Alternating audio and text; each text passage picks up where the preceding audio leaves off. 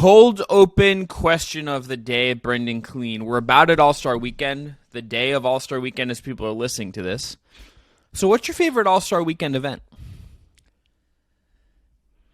This year, I am patiently and eagerly awaiting Jaylen Brown saving the... Who's the sponsor? Do I have to give the TM I think it's State Farm. Is it contest? State Farm? Is it State Sure. Kia? To me, Kenny the Jet Smith is the sponsor of the All-Star of the dunk contest. So I'll call it the Kenny the Jet Smith NBA dunk contest. So that's what I'm waiting for most anxiously this time. But in general, and this event doesn't exist anymore, and I'm not just lying to play it up because they took it away from us. I loved the Shooting Stars event when that used to happen. I just thought it was cool that mostly the Legends coming back part of it was always fun. And I miss that, and I like when they integrate those guys. So I'll go with the Shooting Stars, but I will leave a very perfect, nice, carved-out spot for Jaylen Brown to change my mind. It is, by the way, it's AT&T, so I just apparently don't know anything about what corporations are sponsoring. Unless you spend money here, I guess so. I don't pay attention, you know? I like the three-point contest. I don't know why. It's just something about it. Guys getting hot, seeing how the people react to the random guys getting hot, seeing if someone random can pull it off. I also am really excited for the Steph Curry, Sabrina Ionescu shoot-off this year. I hope they can find ways to incorporate the W head-to-head like this with NBA players in the future. How you can do that, I think you'll have to obviously get creative, because I can't think of like an exact exciting way to put like Asia Wilson front and center in something like this. But I would like to see them incorporate the W more than just like having like Natasha Cloud and Jewel Lloyd are playing in the celebrity game. Like I want more for them than that. Who's your pick for the 3-point contest? Have you put some money down? You got a little something? I'm not sure Tyrese Halliburton can shoot it quickly enough. That's what I'm worried about. I'm worried about our guy Tyrese getting all 25 balls up.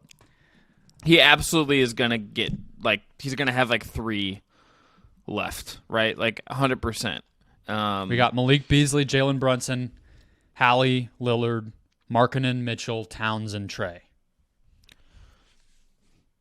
I'm going to go Dame. I'm going to go, I think it's Dame or Mitchell. Dame or Mitchell, one of the two. Who you got? Trey. It's his only representation. I'm surprised he said yes to this. It feels like it would be embarrassing, but I'm rooting for our small king to take the crown here.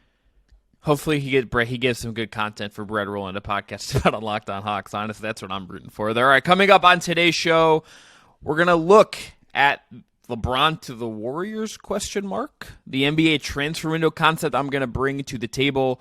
To think I saw it on NBA League Pass, and we're going to wave the flag on the Magic and the Sacramento Kings. That's all coming up on the Just Basketball Show.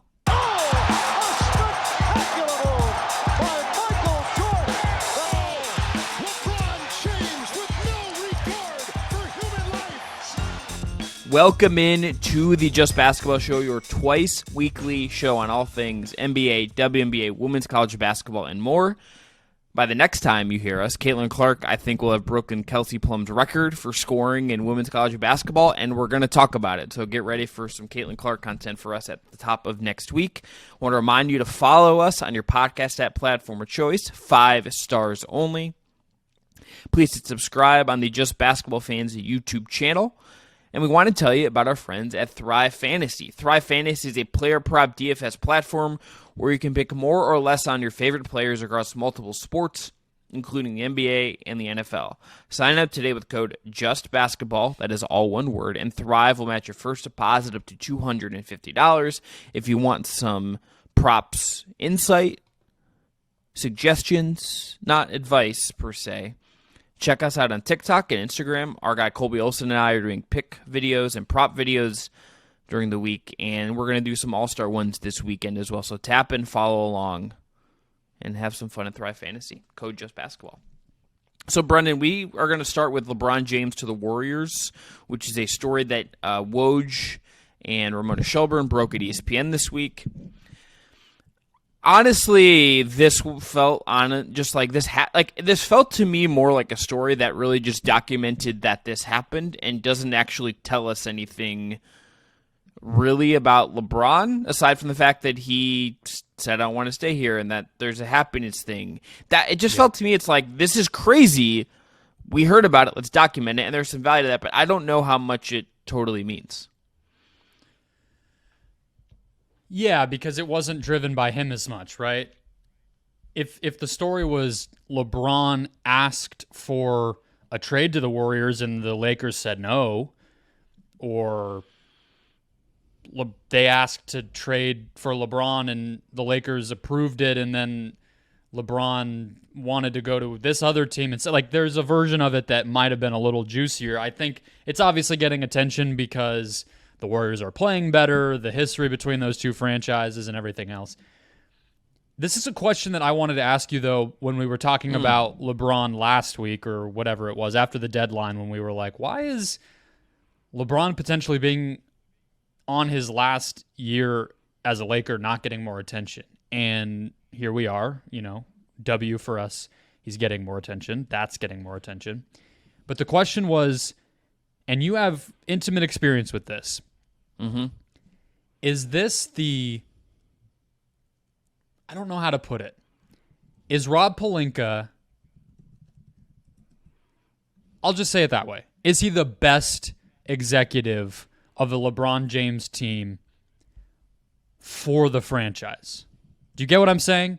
There's a lot of guys who have been able to build winners around LeBron James, but Pelinka, you would say for better or worse, I would say for better, has drawn a hard line with LeBron and Clutch and all the shenanigans time and again, and I think come out the other side looking pretty good. More than I can remember anyone else that's ever been in charge of a LeBron team looking. Oh, so you mean he's being more of a steward for the Lakers than...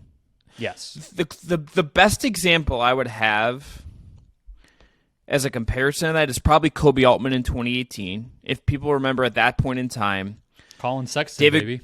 Well, but there's even a really convoluted path to Kobe Altman getting the reins of power there. If people maybe don't remember this, I think about this more than I'm willing to admit. David Griffin leaves. Power struggle, I think, between him and ownership.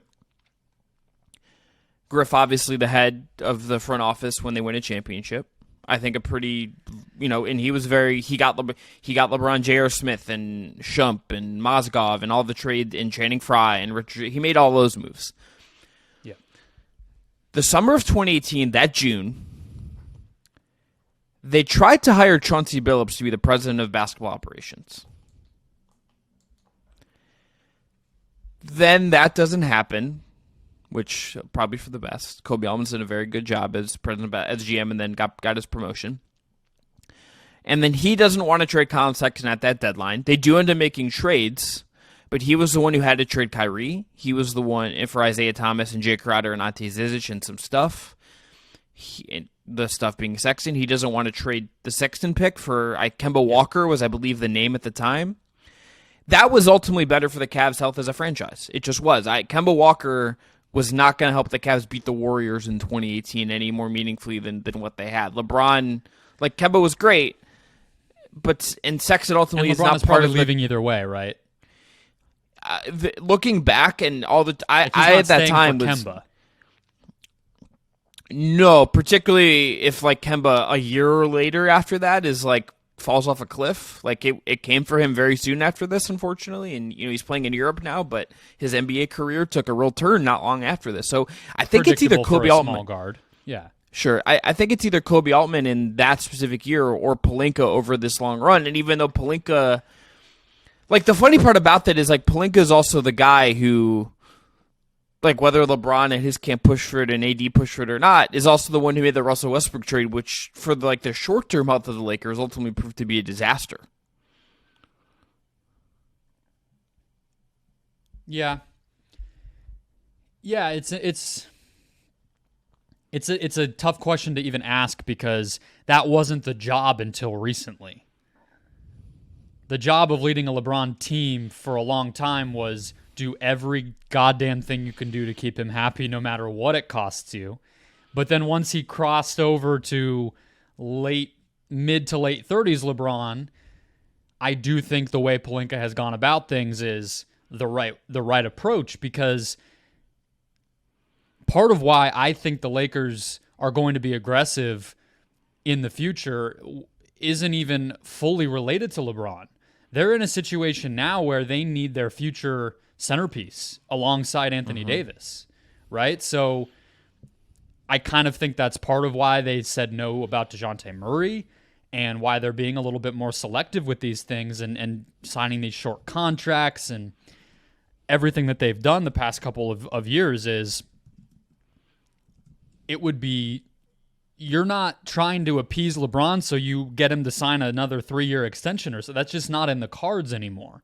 So you have to be a little bit more balanced in your approach, and that's where Pelinka has thrived. So yeah, I think Griffin's approach was the right one for him. I think Altman's a great shout there.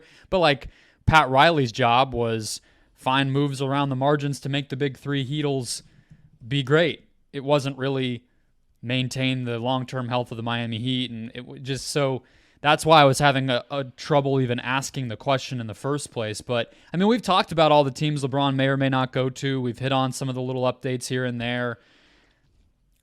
I think Daryl Morey is a jokester, but I do think the Philly thing is something we have to take seriously, and this is going to be the biggest story of the summer, one way or another. What the Lakers try to do to get that other future star, whether that's Mitchell or Trey or somebody we're not thinking of, and then if not, or maybe even if they do, what does that mean for LeBron and where does he go and everything else? Like, this is going to be the NBA in 2024 for up until October. Yeah, I think I want to transition now, Brendan, to the transfer window thing, because I think this is kind of organically getting us there to the theory, the working theory I have about this. And this is inspired by two things for me. Number one, it's, you know this, I am a huge European soccer fan. The team that can hurt my heart the most has become Tottenham Hotspur. I do regular wellness checks on you about Chelsea.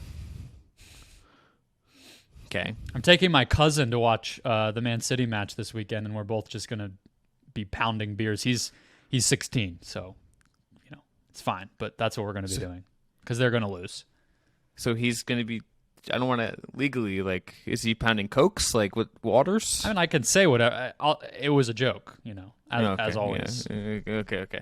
Our friend Bill DiFilippo, who's a Man City fan, will also be pounding lots of beers, I believe, watching that game. Different reasons. The biggest sports story in the world right now probably is Kylian Mbappe saying he's going to leave PSG, and like how there's like an announced exit.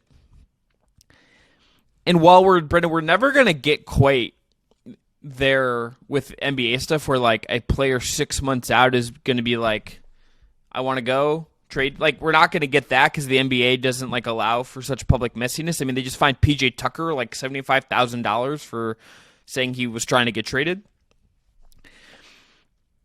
We're, I think, heading to this place, and Howard Beck wrote a piece of The Ringer that is the other part of the inspiration of this, basically just saying that the scuttlebutt around the league is that like there's a lot of potential movement in the summer. There's a lot of names you're hearing that might want to move, that teams might want to move, that there's all your salary considerations and not quite like financial fair play, but the salary cap is sort of and the aprons are sort of functioning as like a cost control mechanism for a lot of situations.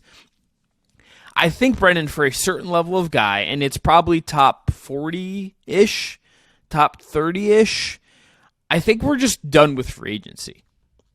I think it's done. I think free agency is at a point now where like guys are going to start privately signaling, I want to go here or I want to go, and then it becomes bidding wars. I think we saw this with Mitchell already.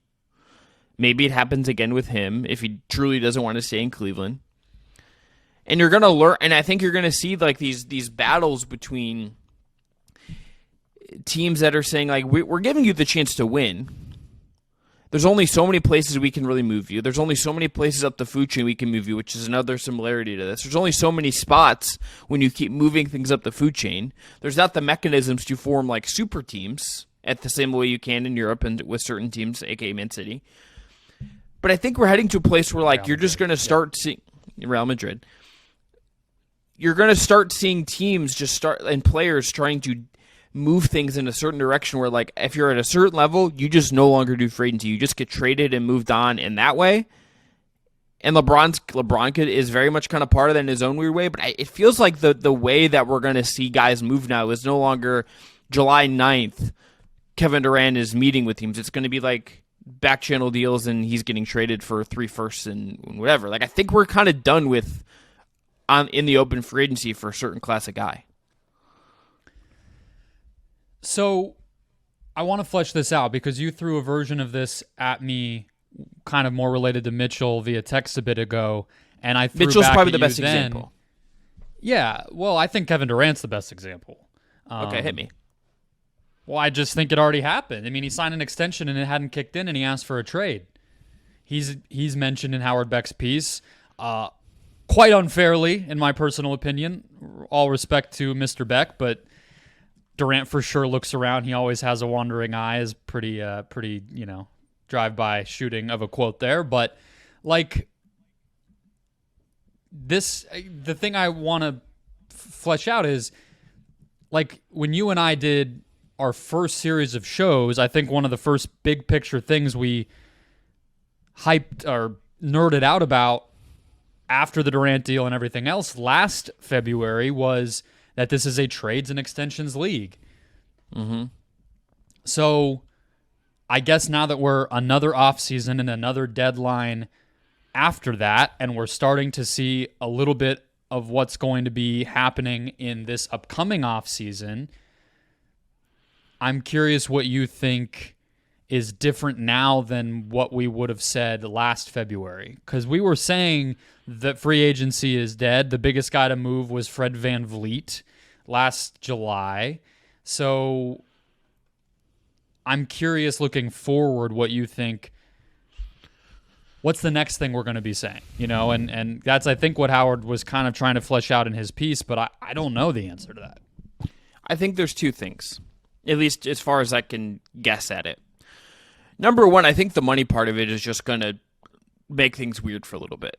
Brendan, I think at some point we're going to get a course correction on every single star player of a certain level, just like getting the maximum amount of money they can, because I don't think that's actually going to be tenable for teams to actually build rosters at a certain point. Yeah. Somebody's going to get told no. Someone who is good but not quite great is like fringe all-star is going to get told no. And a team I think will be very valid in doing so because they're still going to be paying these players lots of money, right? Mm. Like Boston could have done it with Jaylen Brown and I would have understood it. And that to me is the kind of level. The second part of it is that it just feels like this summer is going to have a lot of names that we need to consider as being on the move. And like it's going to feel splashy in that way. Zion, Trae Young, do the Pelicans pick between Zion and Ingram, Mitchell, and like Mitchell to me, and I'm close to that one obviously because I cover him here, but in Cleveland, but he is someone where like the Cavs could be very willing to be in a position to make a really great case that is like the best basketball place for him, and it still might not be enough. And like that is in itself another weird thing to say. If he's like, yeah, I really just want to play for the Knicks. That's all I really want to do. Or I do just want to be in a big market. Like that's understandable. That's a human thing for a guy that I think has been in, from college to Utah to Cleveland, has never been in like the biggest stage and wasn't a top 10 pick or anything, and kind of had to grind his way to being where he's at now, and maybe just wants to be in the brighter spotlight. But I think we're just heading towards a summer where we're going to just get a lot of movement that feels like a frenzy.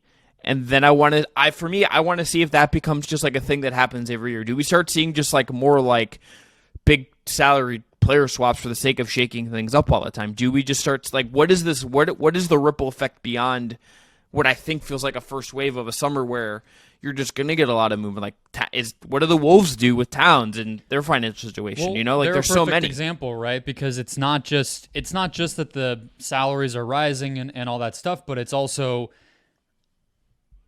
I think maybe we already are, but we're definitely going to, in the summer, really get an idea of what the new CBA is going to change, right? Like, I think this first year of it, because it's sort of an ease in where the rules ripple into place, like, I don't know if people realize how aggressive this stuff is going to be. I cover the Suns, the picture-perfect example, poster child for what these punishments do.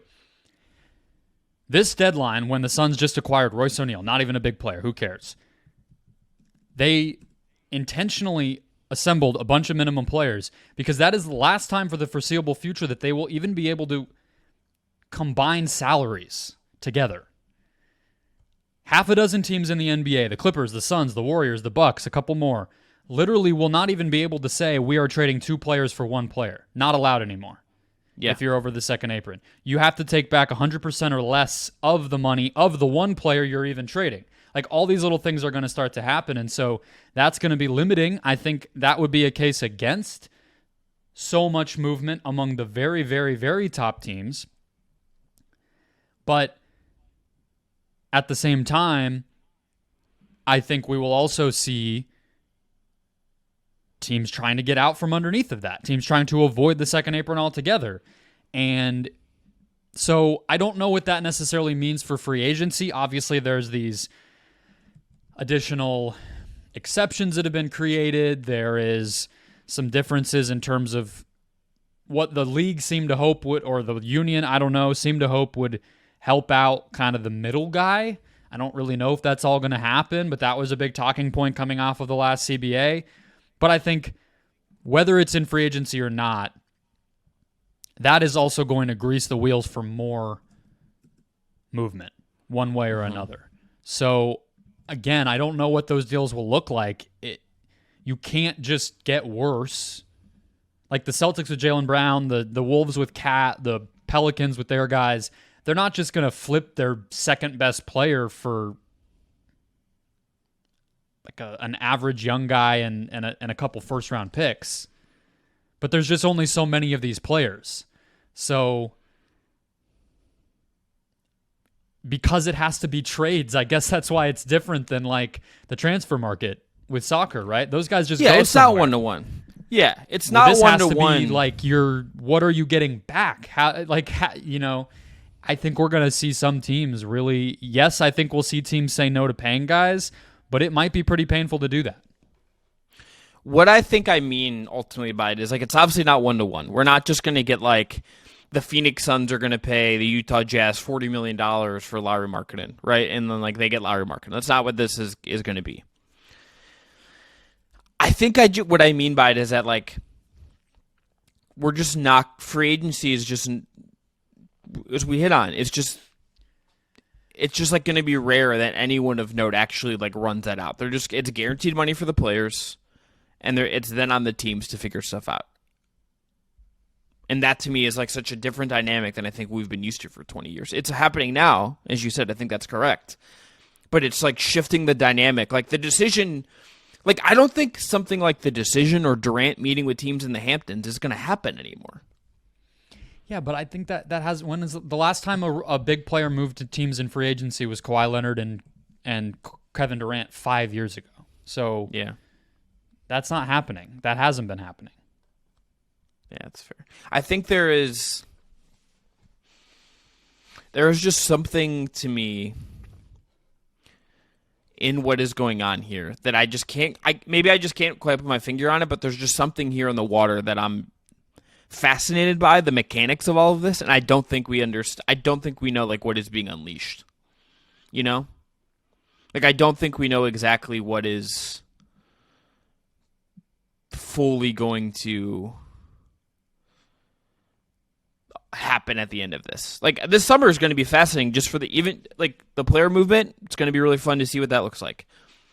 The CBA stuff, as you said, is going to have implications, but then like what does it mean for future? I think there's going to be ripple effects from like this next 12, 24 months on like how business gets done in the league, and that to me is just a fascinating period.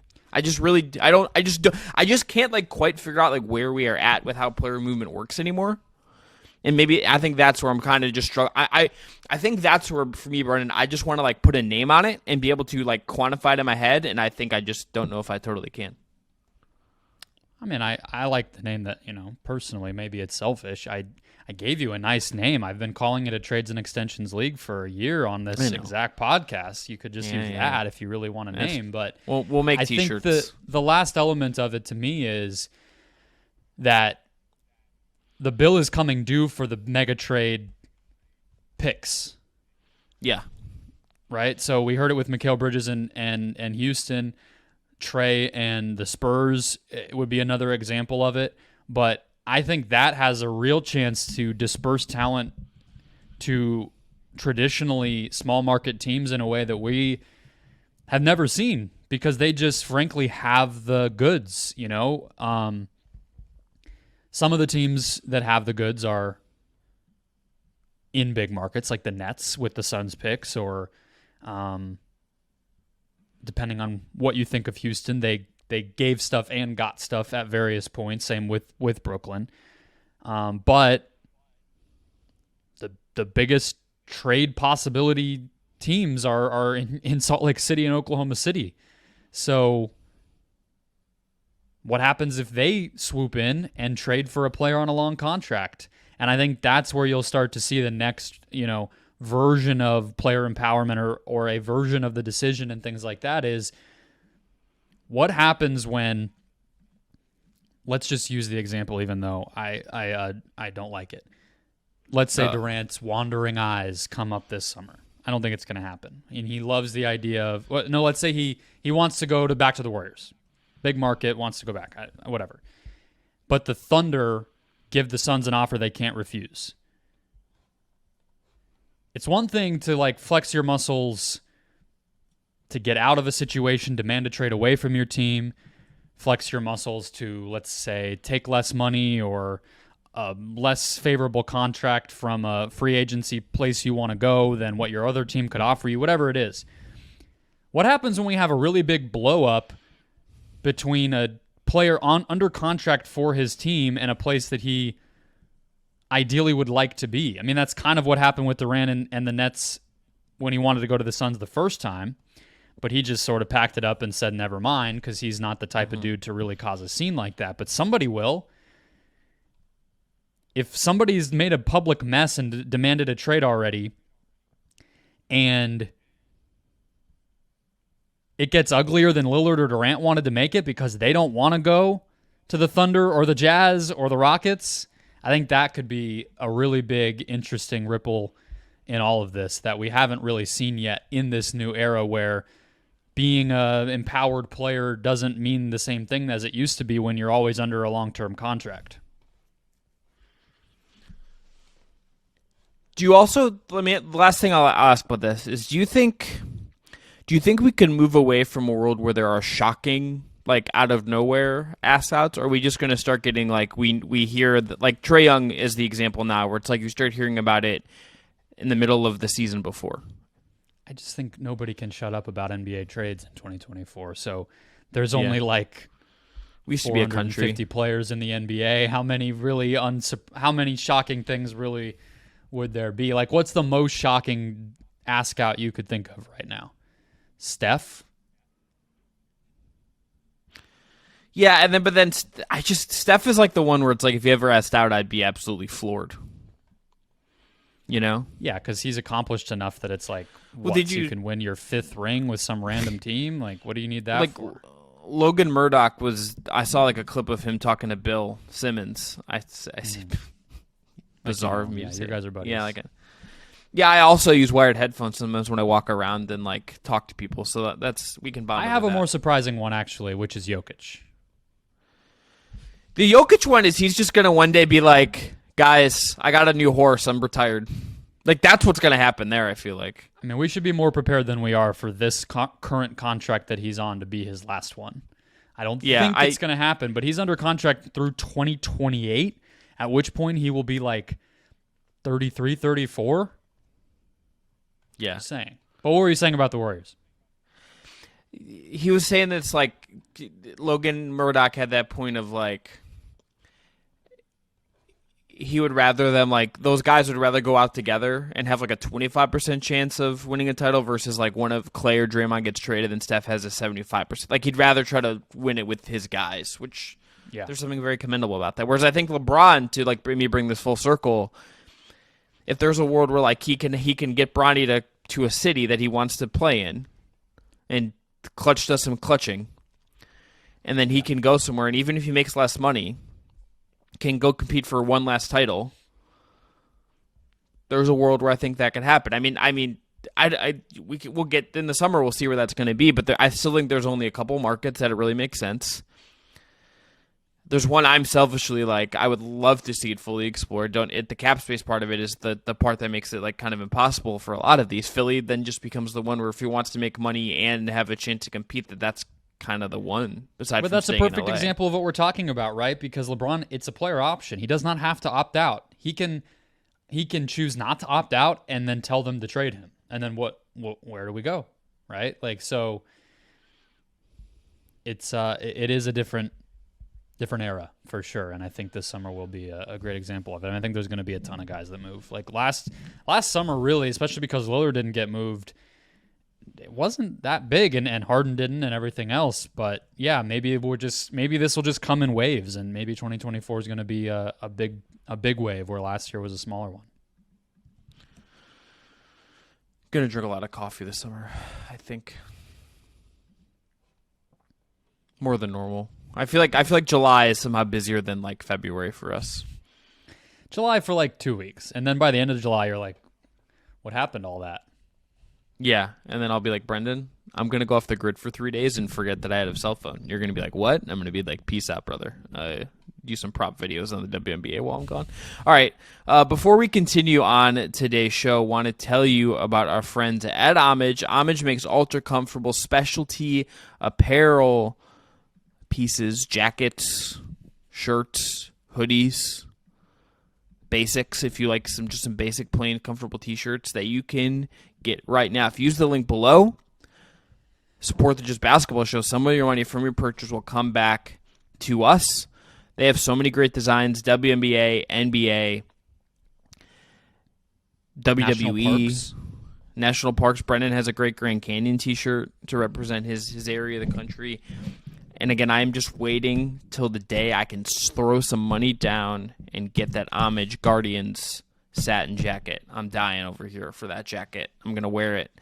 Maybe I'll go to the Guardians to order that. They had to move because of the eclipse. That's where we're at with that jacket. Just need to buy it. Excited to wear it. Check out our friends at Homage. Use the link below. Support the show. But let's get to actual basketball. 33 minutes and 3 seconds into our show thereabouts. It's the All-Star break. There's not a lot going on. A lot of teams in the league also just clearly just want to like get to the All-Star break and go on vacation, which relatable. NBA players just like us. So to think I saw it on NBA League Pass, we each have 2 things that we've seen. We're going to hit these relatively quickly. And Brendan, I want to start with the most fun one for me, which is guards who try to score on Victor Wembanyama. And this was inspired by a bucket Kyrie had the other night. I find myself watching Dallas in San Antonio for Lord knows why, probably for Wembanyama more than anything else. And Kyrie ends up there's a switch when Vic ends up guarding him, and Kyrie ends up attacking and has to finish this like crazy acrobatic layup that I honestly could not believe he made. It's a mix of handle, it's a mix of footwork, it's a mix of body control. And night to night, when you watch the Spurs, there's not a ton to watch with the Spurs. They're often not the most fun watch in the league, to say the least, even with Wembanyama. Brutal. But watching guards and even some wings, and a lot of wings, frankly, navigate how to attack Wembanyama and try to figure out how to score on him inside is theater. It is fascinating to watch how these different players try to solve that problem. And Kyrie, for all you can say about him off the court, that guy is absolute magician and a creative force, and him trying to solve that problem was much-watched basketball. Yeah, I loved the quote that this traces back from Kyrie all the way to, I believe, the first literal game of the entire season, when apparently Vic blocked Kyrie, and he said, he's a force down there, great timing, you can tell he studies the game. On the defensive end, there's not much they can't do. He said it felt good to get the best of him on the one possession. He said, I don't know how many more I'll get because of how much ground he covers. And look, I mean, if it's going to be anybody, I think it would be Kyrie. I think it was Scotty Barnes that Vic blocked multiple times on one play the other night. He had like 3 blocks in one possession, and I believe it was Barnes. So it's not going to go as well for everybody. But Kyrie's quote to me is exactly the thing. Mm-hmm. It's always been what stood out anytime you watch Vic. His feel and IQ is maybe the best quality that he has outside of the fact that he's huge. Like he just reads the game and understands positioning. He's not just getting blocks because he's tall. He's getting blocks because he, even on a trash team, is aware and moving and contesting and has good timing. He only is averaging 2.7 fouls per 36 minutes. That's crazy. You'd think he'd be a foul machine. And yet he just feels the game at such a high level that you're right. I mean, it's impossible to score on him. 3.2 blocks per game. Do you have anything else on Vic? Because I have a question on him, but I don't want to skip over. Yeah, no, hit me with a question. I just love watching guards attack him, and it is the reason to watch the Spurs is to watch Victor Wembanyama play defense against guards on switches. That's my number one thing I look forward to watching the Spurs. Is he your rookie of the year? I was really thinking about this today when I was driving from an appointment, Brendan, and I'm very torn, if I'm being honest about it, because I think there is part of me that thinks he has been the most impressive one in terms of the highs he's hit, but his team is so bad, and Chet's team is not bad, and Chet's also been very good. So my answer is I think yes, but I'm not. If you asked me in a week, I would be like, I don't know. So we're gonna go deeper on awards next week, so I won't, make this a whole discussion on the race. But I think he's gonna win it in a landslide. He's -5, so I hadn't seen these odds in a while.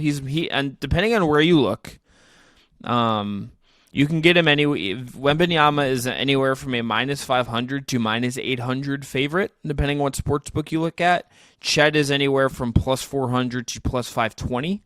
And then you get into like Brandon Miller, who's +15,000, Jaime Jaquez, who's +50,000. Yeah. How many? I know it's annoying, but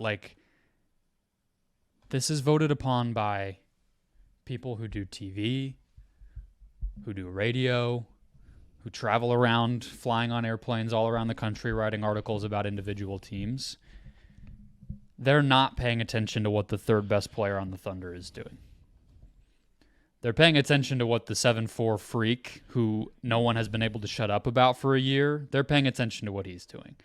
And now that it's close enough from a stat standpoint and efficiency standpoint, everything else, rookies are always on bad teams. So I think all the conversation we had about it, the beginning of the year, it was close. I think Chet was the leader actually at one point, but I think by the time it's all said and done, it will not be. I think Chet will be the runaway winner. Okay. My first nominee here, the new look Indiana Pacers.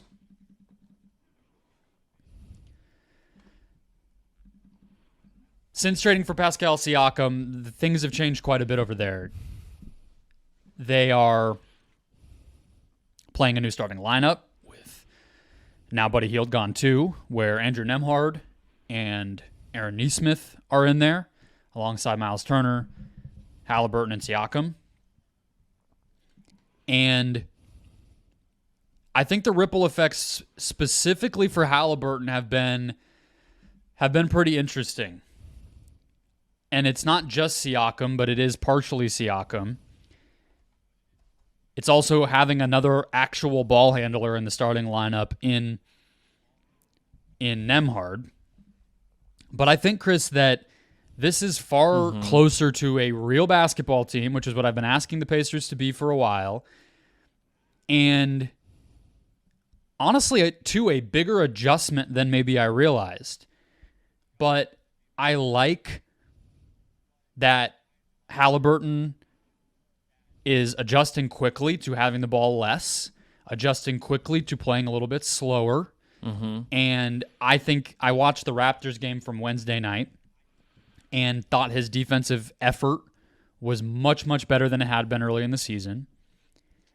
And even though this team is sort of scuttling a little bit, I think that they are much better positioned to be competitive in a playoff series against any opponent than they were before. And to me, they're just scratching the surface, and they're going to get the benefit of the doubt of having these guys play a lot more together than most other trade teams will because they made the deal so early. So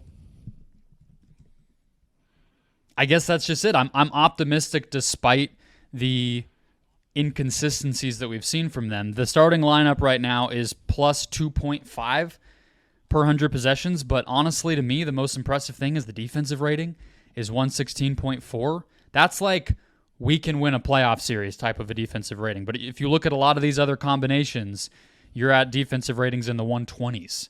So it's working, I guess, in short. Where they are headed, I think if we get into a conversation, Brendan, about like who's going to be like the 6th seed this year that's the toughest out, I think the way they're playing, you mentioned the defense, you just mentioned I think what Siakam can give them in a playoff setting. They might be the team that's like the 6th seed that's going to be the team that you maybe don't want to get in round one. That's going to give someone the biggest push. Like Halliburton's going to be that guy. I don't really have any doubts about how he's going to translate into the playoffs in a significant way. Miami, like we've said this before, but where is Miami at right now? What kind of teeth do they really have in them right now? It's kind of an open question. The Magic, who we're going to get to, just are faltering. Indiana's kind of like maybe somewhat by default, but also because I think of the improvements and the way they have evolved with the Siakam trade and everything you outlined. That's good. Whoever's the 3, if they're the 6, whoever's the 3 is going to have, I think, a fight on their hands. It feels like and they're young, they're inexperienced, all that stuff, but Siakam isn't, so that helps. But yeah, I mean, Halliburton, his usage in the peak frenzy, we're running and gunning on every possible opportunity, was early in the season 26, 27, 28%, where he's not even a score first guy, but it was just unsustainable. And now, in 8 games in February, he's at a 23.6% usage rate. And his efficiency's gone up. I'm not going to go ahead and do the whole, well, see, that's what happens when he does less. I just think some of that can be random, but it's a good sign. And again, they just make more sense. And what's funny is, like, you go from, let's say, Buddy Hield or Obi Toppin or whoever in the starting lineup to Nesmith, and it's like you're really not losing like a ton in terms of shooting because Nesmith's a pretty knockdown shooter. Siakam is at least comfortable taking wide open threes if you need him to. We know Turner can space it. So I don't actually think their identity has shifted in some huge way, but again, having that second ball handler out there, having a little more versatility to what the offense is doing with Siakam, and obviously a lot more defensive structure, I just think is going to go a long way. So yeah, I think if I were to say, do they win or lose their first round series? I might still go lose, but long term, I'm liking what I'm seeing, and I think that had to be the approach because maybe the Siakam trade would make you think it was a win now type of deal, but I think it was just as much about the future and just building whatever this team's going to be during Halliburton's whole prime versus just riding the hot hand they had early on. So I like it. I like what I'm seeing, and hopefully we do get a real test for them in the playoffs where they can learn even more about themselves and what they want to build for. Yeah, them versus like Cleveland, Milwaukee, or New York is a very good first-round series. Yeah, I mean, Milwaukee, those games have all been that, awesome. That is... And there's beef. We love some beef. I love a little friction, you know. And if there's a like that would be I just want that. I kind of had forgotten that until you said those games were good, and you have like people getting mad about who took the basketball, and we can like revisit that. I'm in. So your next nominee here, we're gonna go. You get 90 seconds on Isaac Okoro. All right. I'll set a timer.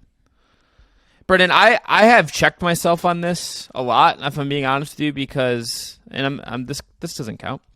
Here we go. Stopwatch started. Isaac Okoro is a legit two-way NBA wing now.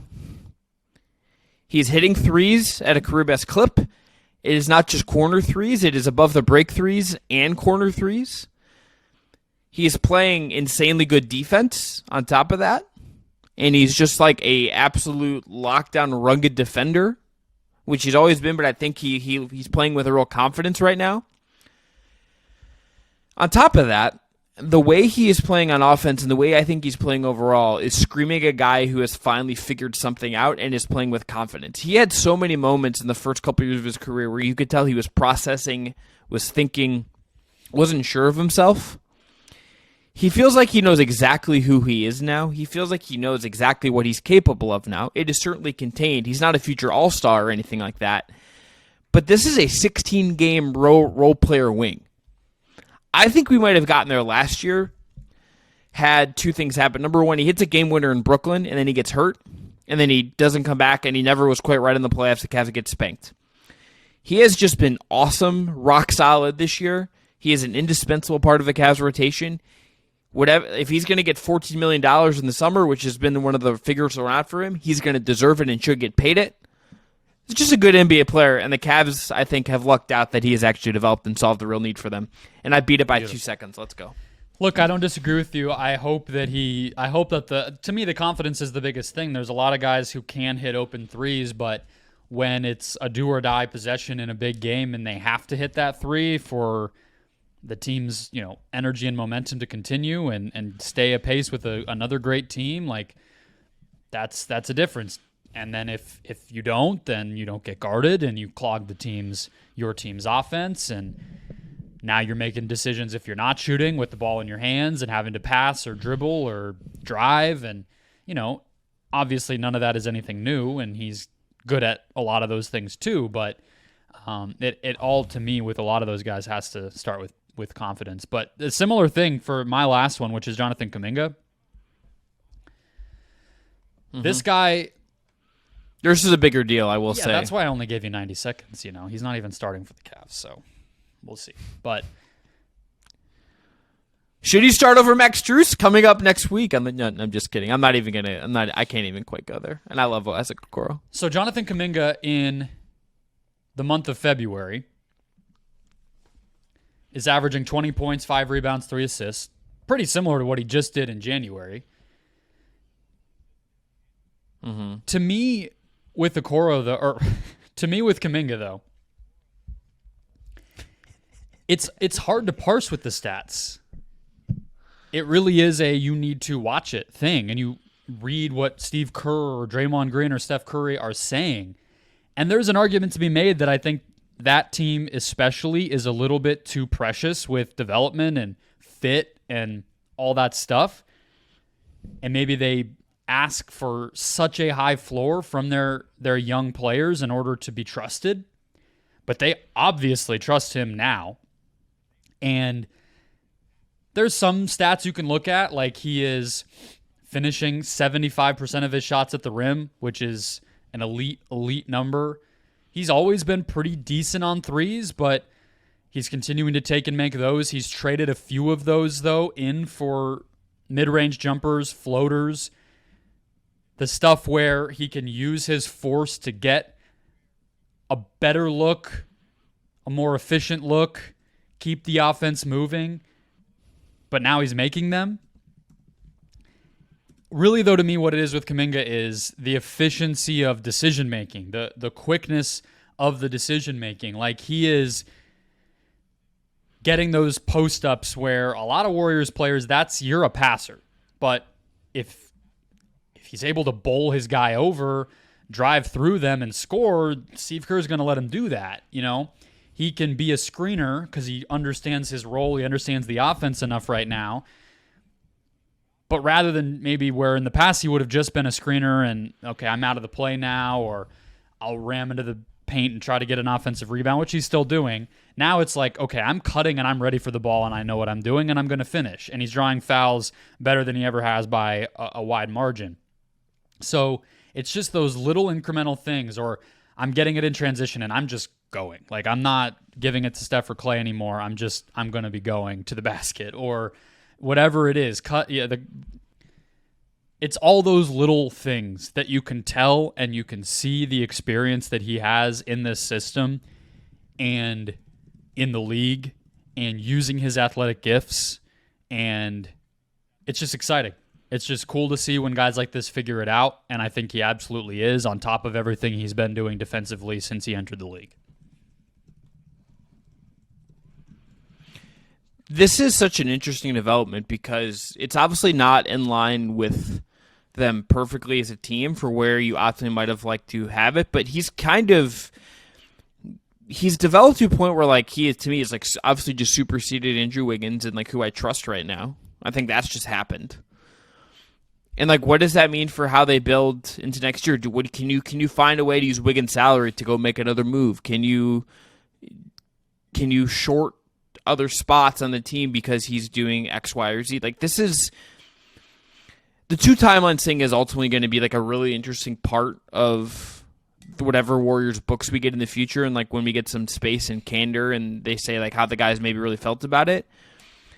But Kuminga figuring it out like this, as choppy as it was at times, as unhappy as I think God at times, we seem to know. There's clearly just something here with him that I think could go even higher, that could get even better. And what that means for the back end of Steph Curry's career is, I think, really, really interesting. And he is just, I think, Brennan, even though he was a high pick, it obviously came along so slowly for him. He is now just, I think, like exceeded expectations, and he's still 21. Like, this is someone who's in year 3, and it's just like, what is he going to look like at 24? What is he going to look like at 25? Yeah, right now he's ahead of him in the pecking order, I would say with certainty. I mean, even defensively, the matchups, Kuminga guards the best guy on the other team a lot, more than Wiggins does, right? So, like, you can even just sort of look at it from a game plan standpoint. He might never make 40% of his threes the same way that Wiggins has at his various peak points as a pro. So that is the one ingredient he may not have, but he's a supercharged version of what Wiggins was that year they won the finals, and that was good enough to be the second best player on a championship team. I don't know if Kuminga is going to be steady enough night to night in a postseason environment to rise to that level. I think the West, I think the whole league is better than it was.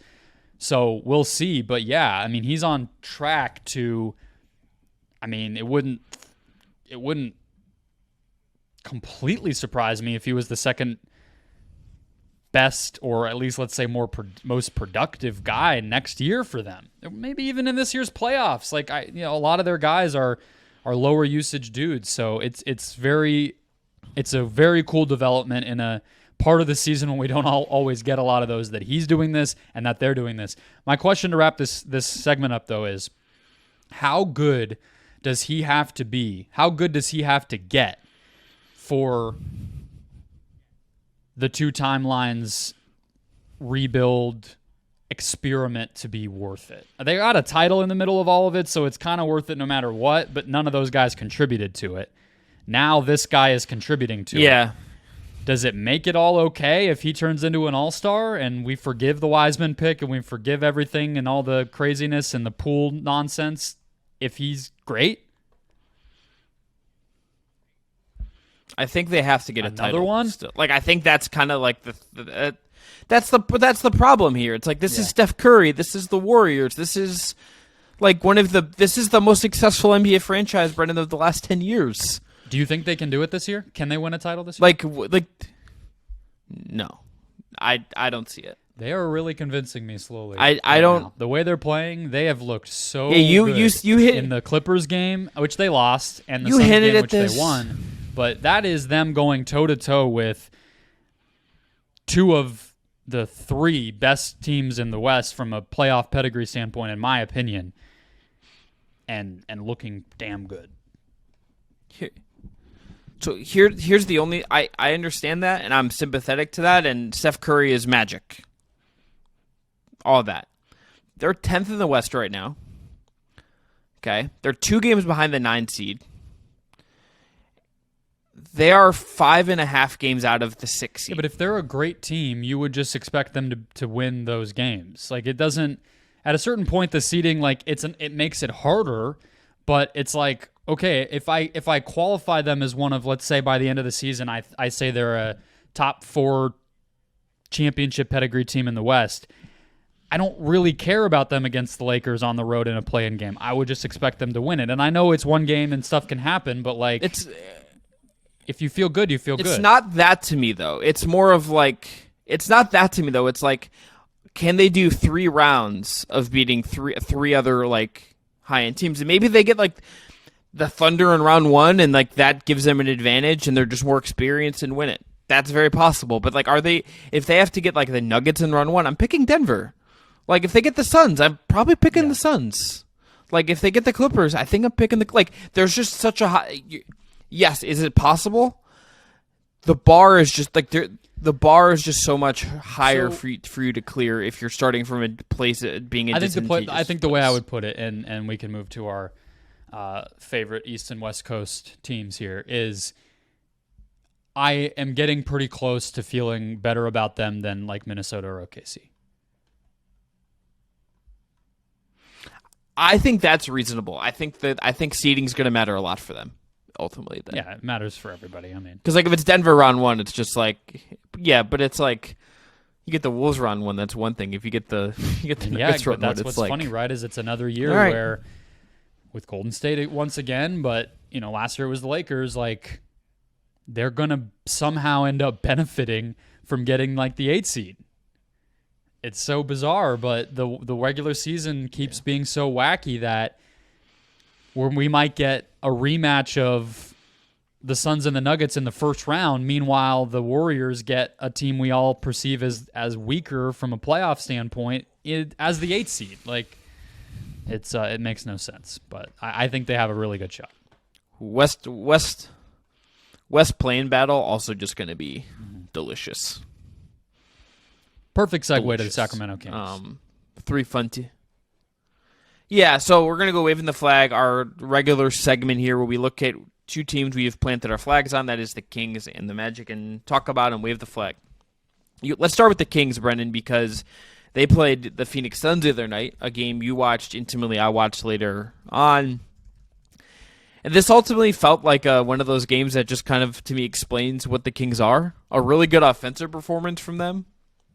And they just then can't get stops, despite and, like, you score 121 points, you often feel like, hey, that should be enough. We can score with anybody really against good defenses and bad defenses, and yet they lose. Execution was a problem for them in this game. They didn't get to the free throw line nearly as much as Phoenix did. They also were cold from 3 in this game. The Phoenix was at 42% from 3. Kings at a whopping 29% from 3, including 18% on non-corner threes. So, yes, the shots failed them a little bit, but more and more, Brendan, I think this team is getting cut off at the knees by how bad its defense is. Yeah, we haven't really had a regroup on Sacramento since the deadline, right? So, despite how much we talked about them, and the variety of moves they could have made, the fact that they were in on Siakam, which more and more I'm leaning on your side of they should have maybe just done that. But if he wasn't going to re-sign, they shouldn't have. Done it. Okay, but I like the fit more in hindsight than I did at the time. But the funniest thing about the Siakam thing is I would have thought Indiana was not necessarily a place he would have wanted to resign, and yet it's like he gets there, and it's just like I guess he, which is like honestly really cool that it happened against Sacramento.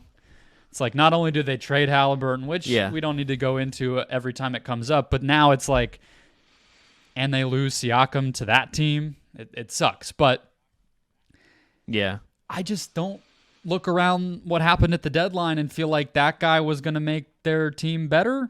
certainly not their defense better. Nobody got dealt outside of maybe you would say they could have gone back for Grant Williams, but that wasn't really worth exploring. It was a dump on Dallas's part. That would have improved the biggest weakness of their team. So I kind of just think this is who they are. I think this game was a perfect encapsulation of that. They get 75, 27, and 18 from their two best guys, which is just like my mouth is drooling even saying those numbers. And it's just not quite enough against, a powerhouse team. But that being said, I would pick them against certain Western Conference teams. I think they'll be a hell of an out. And I think this game also showed you're not going to destroy the Kings, right? There was that really disappointing, game 5 against the Warriors that they lost at home last year. And that was like the one time I feel like over the past 2 seasons where in a really big moment, they just crumbled. They beat Denver on Wednesday night, which is not the game we're talking about, but second night of a back-to-back, you beat the Nuggets, comeback win, down double digits. This team has such a high floor because of their offense and their defensive execution and their chemistry that I still sort of feel good about them in terms of like at the highest big picture level, because I just think sometimes the build doesn't happen perfectly and snap into place the way we want, and this team is still really damn scary on the offensive end. And, look, Sabonis and Fox are having, absolute monster seasons. At least one of them should be in Indianapolis, and it's a crime that they're not. It just is. I think those guys, they deserve recognition for the seasons they're having. Sabonis is just, a walking pretty good bet to have a triple-double on any given night, and that's, and not like a fluky triple-double. I'm actually, contributing and, the offense runs through me, and I'm tough as shit and getting rebounds triple-double. It's a legit... I go hard triple-double from Domantas Sabonis. We've hit on Fox. He's had another evolution as a scorer. I think, Brennan, to kind of blow this out a little bit, it makes what they're going to do next really, really interesting to me. Because there's just a bunch of different ways you could look at it. There's a bunch of different ways you could think about it. There's a bunch of different ways you could try to solve this problem. But it is so clear what the problem of for the level up to be is. And you could continue to be this team, I think, for the foreseeable future. There's not a lot of necessarily expiring moving parts. They're not one of these teams that is totally caught in the salary cap concern. But they're also at a place now where I think they have to find a way to upgrade or pivot in some way at the end of this year. We'll see where they get. In part because they maybe have not had that opportunity to make certain moves. Some of their other draft picks just haven't totally worked out. There's just something here where this season feels to me like it's going to demand an evolution, even if I agree with you that the floor is really high, the offense is legit as it comes, and if whoever they get in the playoffs is going to have a really hard time. They're going to have their hands full with the Kings, but the Kings are also kind of in a weird spot because their defense is just probably going to get them in some trouble if they play any quality teams at any given point. It is, but again, they do the opponent kind of takes the shots they want. It's just the opponent makes them. Do you know what I mean? Mike Brown is a hell of a defensive coach. They can scheme, they do whatever. So I'm just saying, is it but is that a Sabonis and Fox thing? I think Sabonis. is the question. To be clear, I am plenty of teams have guys adequately defensively like Fox. I think him being small is the only problem there. I think it's a Sabonis flaw, and it's what you have next to Sabonis, which is a 6'8", 33-year-old in Harrison Barnes or whatever age he is. Can I throw a guard name at you that I kind of would have, maybe they should have been the team to go after this guy in the summer? And, he's obviously hurt now, so is Marcus Smart? Yeah. I think you kind of have to pick one or the other. They're going to be, in terms of point of attack or extra rim protection, ideally both, but I think they kind of need to re-sign Malik Monk, so that, you work yourself into a hole. Rim protection it is. What do you say?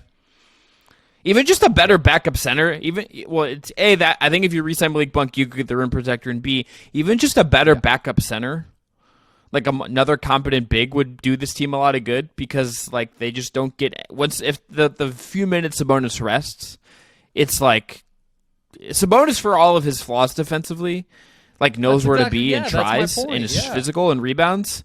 Yeah. And then you get him off the floor, and it's like, oh, we're fucked now. Yeah, and I think we have no shot. Trey Lyles has been solid for them since he kind of got out of his funk and got healthy. But that's not, I mean, if you're really talking about how do we turn our team into a championship contender, Trey Lyles is like your 10th man, not your 7th. So, yeah, they need to make moves. I think they will. But what I was going to say is they're going to be a very interesting team. We're going to do this episode, hopefully, as we flesh it out more and get a guest for it, of if you could put any player on X team or partner up any player with this star, who would you pick? And the Kings are they might be one of my favorite examples of that. Like, if you could just, in a vacuum, add one other superstar to this team that just fix as many of their problems as you could, who would you pick? But, I guess that's stay tuned.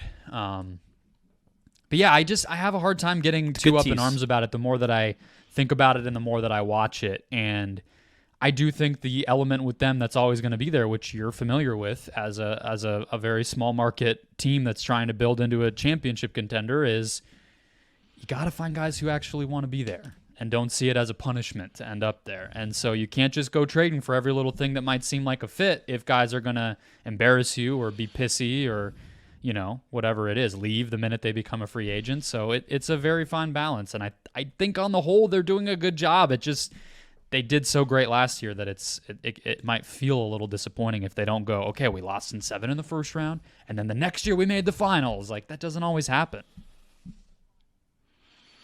No, I think that's right, and I think that's a good place to leave them, because progress in anything in sports is not always linear. Guys can go up and down. Even it can be small, it can be a little bit larger. The Kings could have a year this year where in some ways they take a step forward, but they also kind of slip back in a weird way. And that can just happen. That's life, baby. The Orlando Magic, on the other side of this, Brendan. Got to tell you, we didn't plan this way. We picked two teams who were like basically opposites of each other. Like, they are the inverse of each other.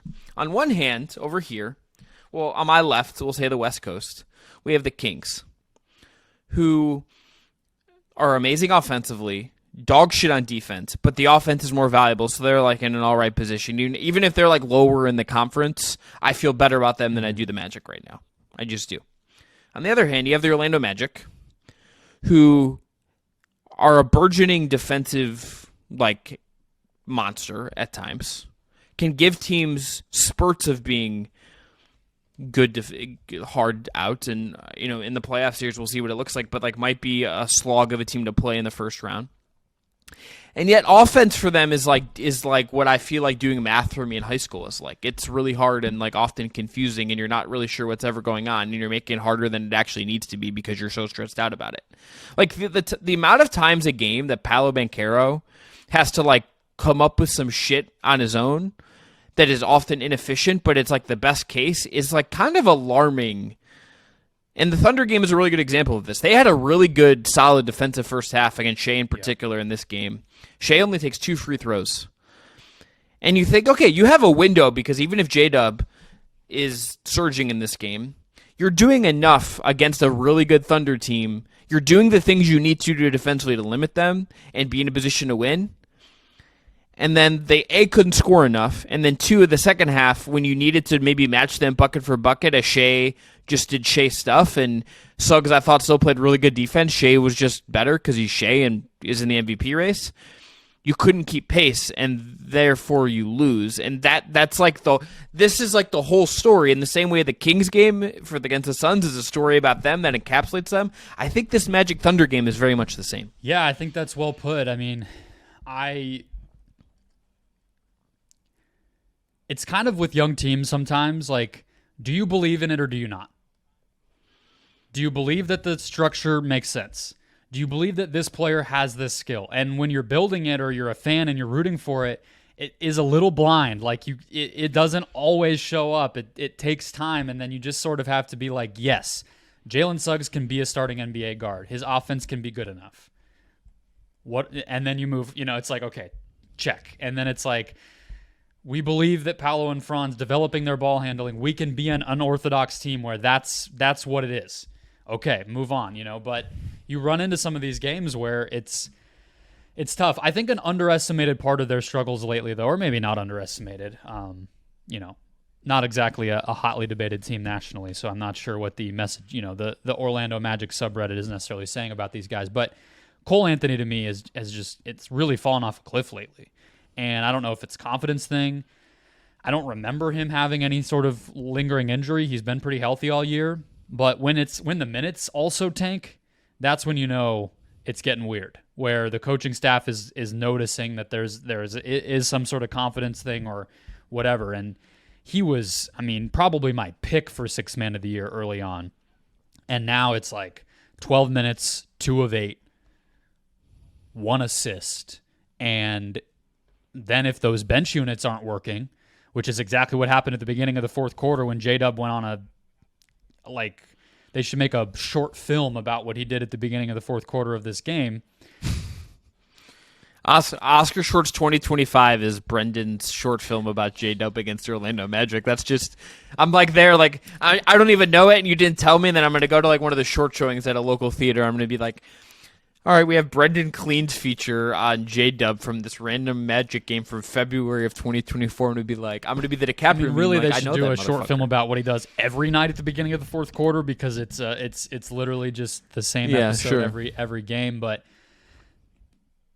when you don't have those bench units dominating the way they did for Orlando early, it does start to all sort of fracture. Where, what are our strengths again? How are we exactly operating minute 1 to minute 48 to win? And so they're in a weird spot, but their fall already happened with the Franz injury, and we know that they're basically now fighting to stay alive in the East to win at least one play-in game. Hopefully, if they can stay at 8, which feels pretty likely. If not, play 2 and really have to survive and duke it out against the Celtics, which, good luck. So, I don't know. I think they're kind of settling into where we always thought they would be, but I have to imagine for Magic fans it's pretty disappointing that you were in the top 4 at one point. Now it feels like a bummer. Yeah, the funniest thing, too, is number 1, they have a 65. Basketball Reference has their playoff projections out. They have a 66% chance in their projections, their simulations of winning their division, which tells you that divisions are stupid and we should abolish them. Not where I thought I was going to go at the beginning of the show, but they should abolish the what's funny to me, too, with divisions. How goofy it is now is it's a tiebreaker automatically, no matter if the teams are in the same division. If one of them wins it and the other doesn't, and they have the same record, but because they've been de-emphasized in so many other ways, a lot of the time the teams fighting against each other are already in the same division. Like the top of the West, Minnesota, OKC, and Denver are all in the same division. Right now in the East, Orlando and Miami are in the same division, if I'm remembering who's in what division correctly. Yeah, so it's what are we doing? Completely agree with you. But 66% is a surprising number. They must have a tiebreaker over Miami or something. Yeah, and then if you look at the seeding, there's minuscule chances of them getting into 5 or 4. Their most likely outcome is in a quarter of the scenarios is the 6 seed. And the most likely matchup for them at that point, Brendan, is the Milwaukee Bucks. They would, I think, get slaughtered by.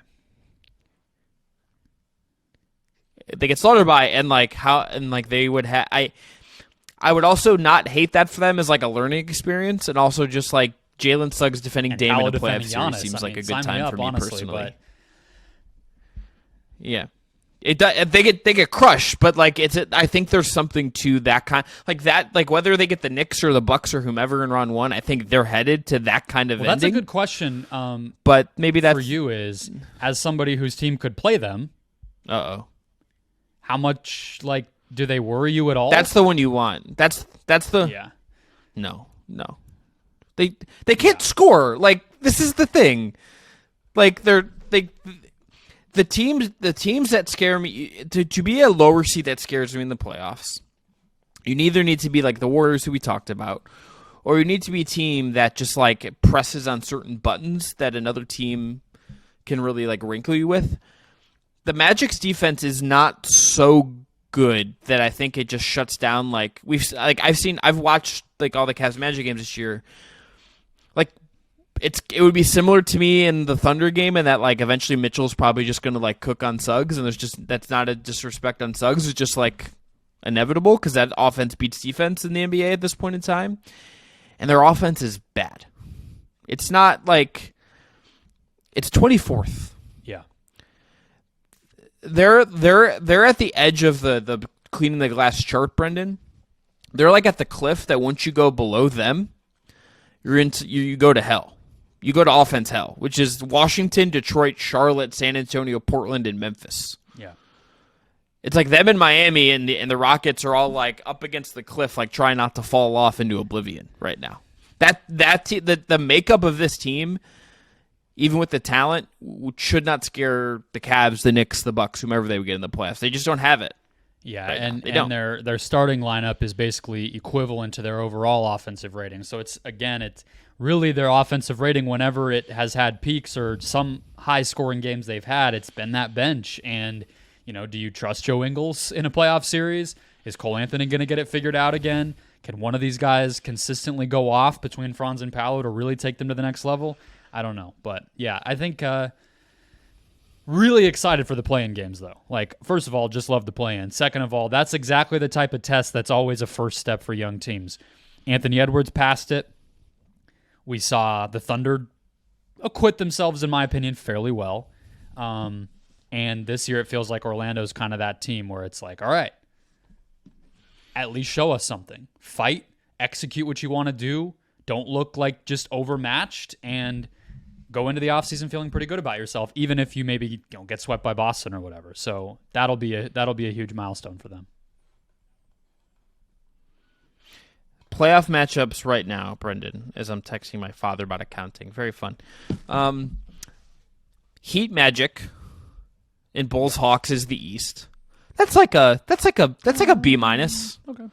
Yeah, we'll go with B minus. I'm sorry. Were you going to say lower? No, or I don't go really higher? like watching any of those teams besides Orlando. I was trying to be trying to be C kind. minus. Let's just go like a yeah, okay. A+. The West. Here we go. This is correct. This is A fucking plus. This is 5 stars on Letterboxd and a heart, This is me watching There Will Be Blood. Mavericks, Kings, and the Lakers and the Warriors would be the matchups right now. Sign me the fuck up. Mavs, Kings, 150 apiece, we think. Total score over 155 to 150. Like, where are we going on that? I take the over. Holy shit, that could be super fun.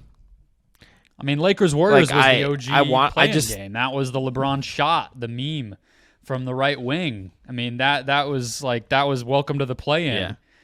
Yeah. So if we get that again, that alone is great. And then you get the bonanza scoring wise of Dallas, Sacramento. I don't really want the Pelicans to get the 6th seed because that just doesn't feel right. But I kind of want it from this standpoint, from a play-in, just to have them excused from the proceedings, and we just get these 4 involved in a play-in. Also, do we need Mavericks Clippers again? Like, even if it's like a very, very like, do we need that again? Because we've seen no like Porzingis involved and everything, but.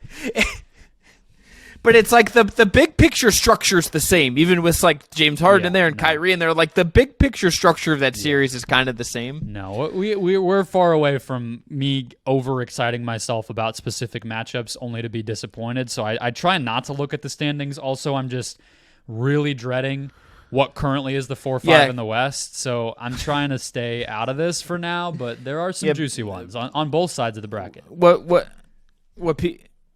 What people don't see on YouTube is that right when we end, Brendan pulls up the standings and checks them, and he pulls out a cigarette and he takes like a huge hit and is like, I'm not ready for this. That's what happens when we finish. He just stress smokes. I'm not. The playoffs really, really stress me out. So, I'm counting my blessings for 2 months before we have to deal with that. Yeah. I want to run through these matchups if the season ended today, and let's East would be, because I just don't think the Bulls or the Hawks are getting in. Celtics Magic, Cavs Heat, Jesus Christ, Bucks Pacers, Knicks Sixers. Yeah. Sign me up for all of those. Then in the West, let's just say the Kings and the Warriors get out of the play-in. Say the Mavericks and the Warriors. Let's go Mavericks. Timberwolves, Warriors. Warriors in 6. Cross that bridge when we come to it. Don't want to make Wolves fans who may or may not even know we exist mad. Yeah, love you, Wolves. I'll be in your great city this summer at your great baseball field. Thunder, Mavericks. Yeah, that's good. Yeah, brother. The Clippers, Pelicans. And then Nuggets, Suns. Yeah, well, okay. So, great way to end the show. The NBA, honestly, Brendan, from the NBA in a pure product standpoint, in a really good place. How we talk about the product, how the mechanics of the rosters work anymore, fuck if I know where this is going. But the actual basketball, pretty good. Who's winning All-Star MVP? I'm going to end there. Who's winning All-Star MVP? Just take your claim. Durant didn't play last year. And I'm hopeful that he takes it seriously. I mean, it really just it's whoever goes into the game thinking I want it, right? Like that tends to be who wins this. But I don't know who won it last year. Wasn't it Tatum? And I have no idea. Probably Tatum. I have no idea. I forget. It's one of those things that's like cool in the moment, and then you kind of forget about it like 5 seconds later. Much like the Lakers in-season tournament win. Yeah, I don't know. I'll go Durant. I'm gonna go. Trey's in his injured placement. That's like a sneaky like. Oh yeah, he did get it. He did get added as. Yes, earlier I said that the 3-point contest was his only thing. Yeah. I forgot he snuck in here. Yeah, the fact that they went with Trey instead of Jared Allen or Kristaps Porzingis is like frustrating. Make your pick, and then we'll wrap. Let's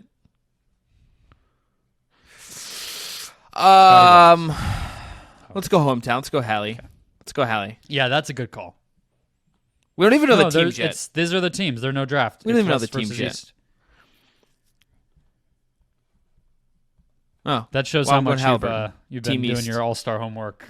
We're also invested as NBA fans in this lovely, awesome game that they put together for us. Yeah, it's back to normal. It's just West versus East. The starters are the starters, and that's it. So, Adam Silver said the players realize it needs to be more competitive. He said that on McAfee this week.